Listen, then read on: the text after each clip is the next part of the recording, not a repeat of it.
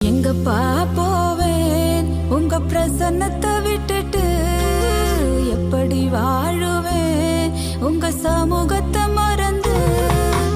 எங்கப்பா போவேன் உங்க பிரசன்னத்தை விட்டுட்டு, எப்படி வாழ